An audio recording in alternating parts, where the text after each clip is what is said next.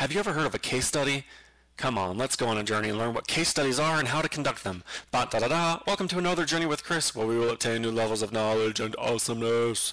Hello, scholars. Today we're going to journey through case study. On our journey, we're going to cover what is case study methods, the limitations of case study. So what is a case study? Well, let's define a couple of words first. First, the word case. What's a case? It could be an event, a problem, a process, an activity, a program, a single person, or several people. A case could be any one of these things. A lot of times with case studies, you'll read about a case study being conducted within a bounded system. The bounded system is the boundaries of the case. These boundaries are usually either time and or space. So the case happening within a certain amount of time or within a geographical location. That's the boundaries of that case. Another thing that characterizes case study is the multiple sources of data that are used in case studies.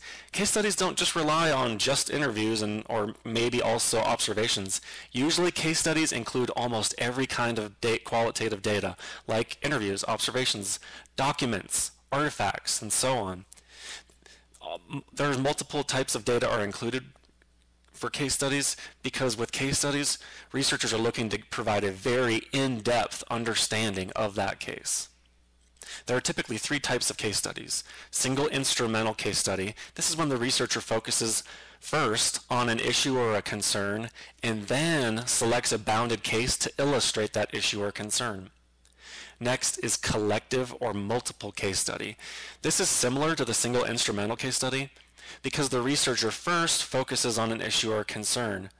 The difference between the two, single instrumental or collective multiple, is that in collective multiple, the researcher then selects several bounded cases to illustrate that issue or concern. Single instrumental case study is just one case. Collective multiple is several cases. So multiple bounded cases are chosen in order to show various perspectives about that issue or concern.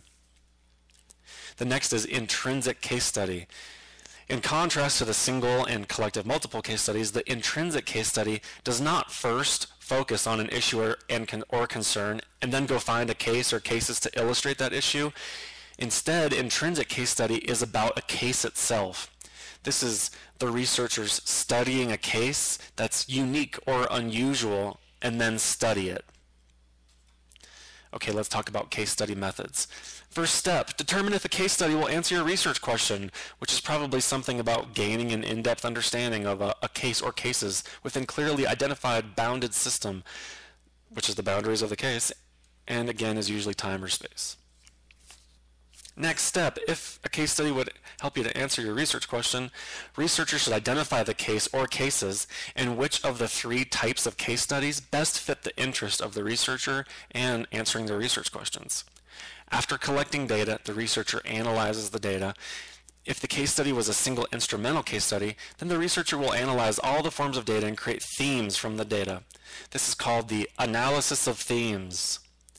If the case study was a collective multiple case study, the researcher will analyze all of the forms of data and create themes found in each case, which is called a within-case analysis.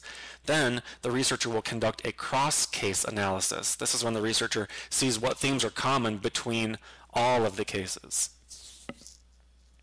Finally, the researcher will make assertions, which means an interpretation of what the meaning of the data regarding the case.